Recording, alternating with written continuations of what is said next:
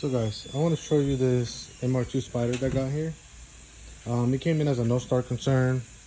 When we went to scan it, the CAN system was down. We couldn't communicate with the TCU. So we went, trying to start the car, trying to do our diag on it and see what we got going on. It's a really nice taken care of car. Customer just bought it not too long ago. But let me show you guys what we found here.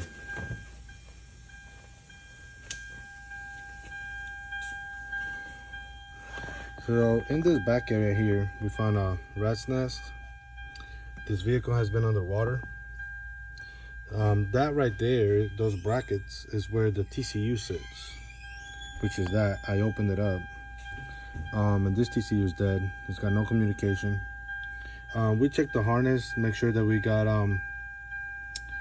continuity from the wires here. And we see most of the wires are good. We checked, that's the PCM back over there. We checked that out.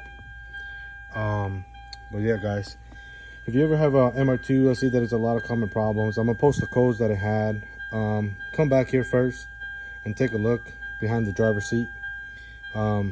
This is where both computers sits, and they get flooded because of the convertible. But yeah, this is what we found.